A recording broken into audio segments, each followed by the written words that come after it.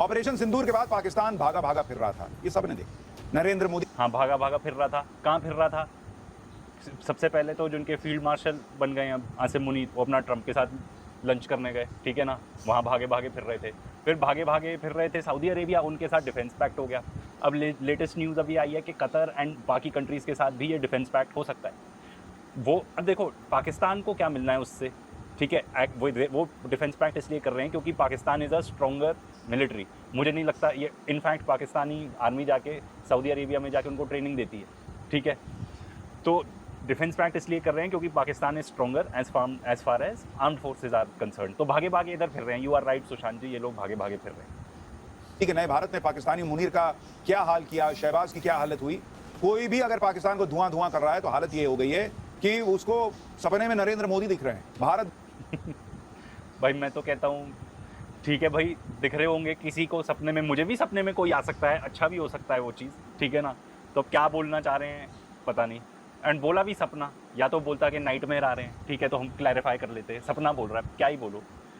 मतलब न्यूज़ के नाम पे हमारे यहाँ इतना कचरा हो गया है। एंड एज अ रिज़ल्ट, तो अभी दिवाली थी, मैं कुछ लोगों से मिलने भी गया दिवाली पे।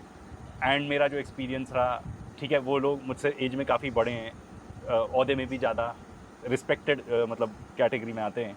तो मैं ज़्यादा कुछ बोल नहीं सकता हूँ उनसे, ठीक है ना, इन टर्म्स ऑफ, क्योंकि मैं पर्सनल विजिट पे जा रहा हूँ मिलने। पर लोगों का दिमाग में इतना कचरा भरा हुआ है यार, लोगों को पता नहीं क्या क्या लगता है। मतलब ये जो सारी गार्बेज बता रहे हैं, मुझे लगता था कौन बिलीव करता होगा इन बेवकूफ़ों को। क्योंकि कोई भी रैशनल इंसान जो थोड़ी बहुत न्यूज़, प्रिंट मीडिया भी पढ़ ले और हल्का, और मान लो टीवी न्यूज़ देखता भी हो, पर हल्की सी भी इंटेलिजेंस होगी उसमें, तो वो आधी ज़्यादा चीज़ें तो मानेगा ही नहीं। पर लोग मानते हैं, इनकी सारी चीज़ें मानते हैं। क्या क्या चीज़ें मैंने सुनी मैं तो कैमरे पे बता भी नहीं सकता।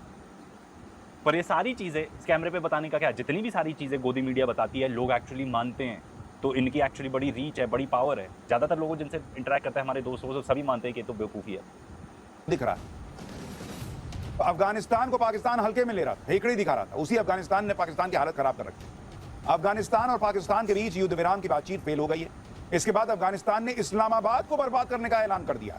तो बात ये हुई है कि पहले आपस में कॉन्फ्लिक्ट चालू हुआ, फिर सीज़ फायर हुआ कतर में, फिर अब फिर से बातचीत चल रही थी इस्तांबुल में।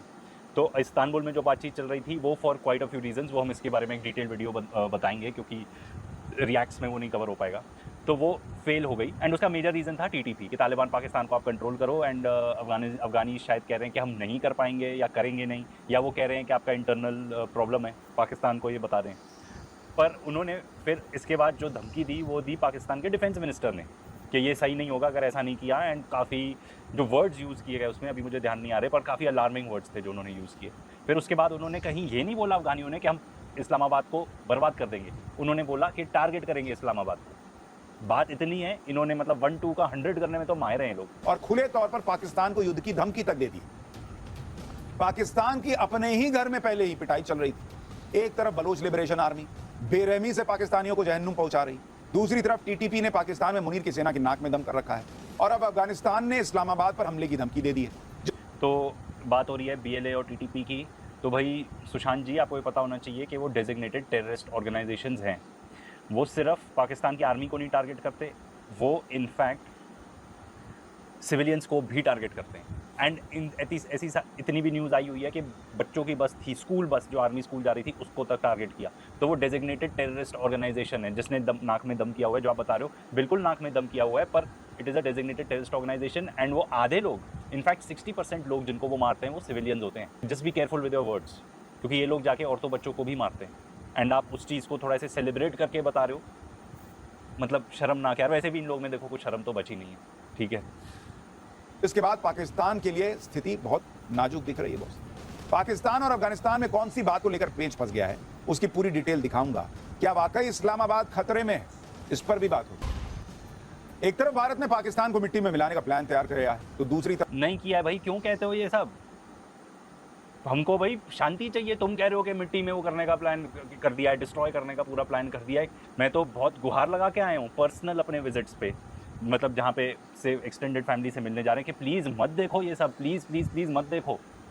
दिमाग में देखो उतनी जगह होती है। एंड अगर आपने ज़्यादातर जगह इन लोगों को दे दी, अपना ज़्यादातर टाइम इन लोग को दे दिया, गोदी मीडिया को, तो भाई अब अपने आप के पैर पे ही कुल्हाड़ी मार रहे हो आप। तरफ अफगानिस्तान भी पाकिस्तान के लिए वही स्क्रिप्ट लिख रहा है। डूरंड लाइन पर अफगानिस्तान ने पाकिस्तान की जो हालत की, उसके बाद पाकिस्तान घुटनों के बल आया। जो पाकिस्तान अभी तक घुटनों के बल आया। मैं बता रहा हूँ ना, ये लंबा चला जाएगा वीडियो, एक एक चीज़ इनकी पकड़ने लगे तो।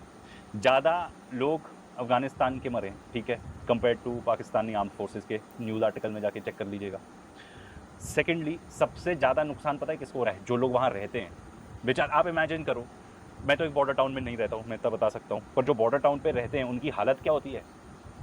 जितने भी लोग पंजाब में थे ना, अमृतसर, उनसे पूछो उनकी हालत क्या थी जब ऑपरेशन सिंदूर चालू था। एंड वहाँ पे जिस तरीके की कॉन्फ्लिक्ट चल रही है, तो जितने भी बॉर्डर एरिया में रहते हैं वहाँ पे पख्तूनख्वा में, उनकी हालत पूछो क्या है, जो ऑर्डिनरी सिविलियंस है, जो अपनी लाइफ जीना चाहते हैं। अफगानिस्तान को मिट्टी में मिलाने की बात कह रहा था, वो पाकिस्तान कमजोर माने जाने वाली तालिबान सेना से मार खाने के बाद गिड़गिड़ा रहा।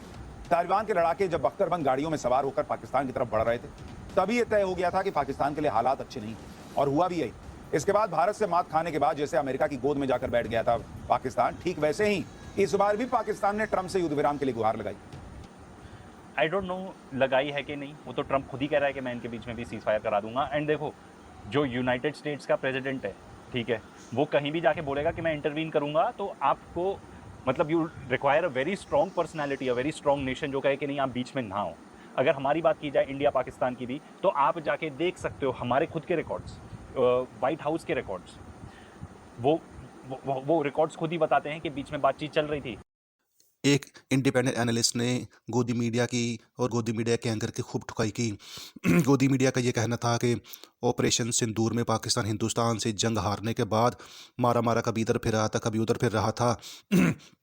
एनालिस्ट का ये कहना था कि भाई तुम क्या बेवकूफ़ जैसी बात कर रहे हो, पाकिस्तान अगर अमेरिका गया, सऊदी अरब गया, तो भाई वहाँ पर जाकर पाकिस्तान ने वहाँ पर उनसे मुआहदे किए। अगर पाकिस्तान कहीं गया था तो कुछ हासिल ही करके आया था। एनालिस्ट का ये कहना था कि ये लोग जो है बात का बतंगड़ बनाते रहते हैं, 1-2 का जो 100 करने में ये मास्टर हैं। पूरे का पूरा गोदी मीडिया जो है वो कचरा फैलाने में और जो है वो लोगों का दिमाग ख़राब करने पर लगा हुआ है।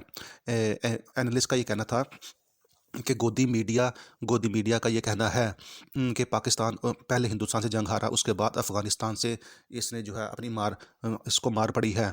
तो इस पर जो है एनालिस्ट ने गोदी मीडिया की ठुकाई करते हुए कहा कि भाई पाकिस्तान और अफ़गानिस्तान की जंग में ज़्यादा नुकसान तो अफ़गानिस्तान का हुआ है। और एनालिस्ट का ये कहना था कि भाई ये सारे का सारा जो गोदी मीडिया है ना, ये लोगों के दिमागों में ना कचरा भरने में लगा हुआ है। इसके अलावा एनालिस्ट का ये कहना था कि भाई मैं कहीं पर्सनली तौर पर कहीं गया, तो मैंने जब देखा कि लोगों के दिमाग जो हैं वो उसमें तो बिल्कुल जो है वो गोदी मीडिया का कचरा भरा हुआ है, और लोग जो है वो गोदी मीडिया को जो है वो बहुत ज़्यादा वो शौक़ के साथ सुनते हैं। तो भाई वो यही कहता है कि भाई गोदी मीडिया से आप लोग बाज रहें, ये जो है ये आपको कोई फ़ायदा नहीं देते, ये आपको जो है बिल्कुल आपके दिमाग में कचरा भरते हैं। तो नाज़रीन, आपका इस वीडियो के बारे में क्या ख्याल है? कमेंट सेक्शन में अपनी राय का इज़हार कीजिएगा। वीडियो अच्छी लगी तो हमारी वीडियो को लाइक कीजिएगा, हमारे चैनल को सब्सक्राइब कीजिएगा। शुक्रिया।